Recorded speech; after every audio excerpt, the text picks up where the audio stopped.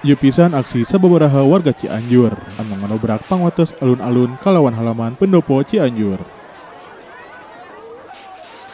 Masa ngadobrak pangwates supados tiasa lebet ka halaman pendopo Cianjur.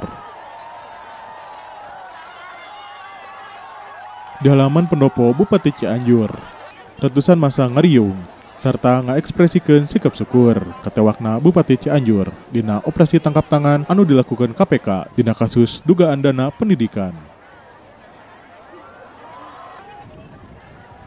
Salian ti eta, masa oge ngarak patung hayam jago anu jadi simbol pemerintahan Bupati Cianjur Irfan Rifanu Muhtar. Sementawis, di alun-alun Cianjur, ribuan warga ngagelar Sarebu Kastrol Sanguliwat. Aksi Sarebu Kastrol ieu mangrupikeun bentuk syukur warga Cianjur kalawan upaya KPK anu ngalakukeun operasi tangkap tangan Bupati Cianjur Irfan Rifanu Muhtar jeung pejabat Dinas Pendidikan dina kasus dugaan korupsi dana alokasi khusus pendidikan. Numutkeun warga anu dongkap sareng keluargana ieu.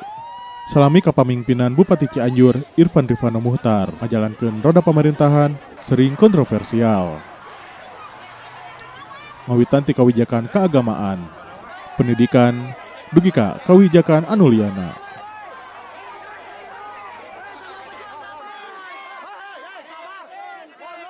Ini spontanitas, ini aksi spontanis masyarakat ya, kita juga nggak tahu, kita nggak pernah nggak akan merusak saya. Tetapi ini kan euforia, mereka tadi saya ngajak ngobrol, ya kita mah piknik aja. Kegembiraan. Selama ini kan ini tertutup Pak, dan hari ini dibuka, ya mereka menikmati fasilitas mereka sendiri. Ini kan hasil uang mereka, orang rakyat juga, lalu dibayar 62 miliar itu juga uang rakyat.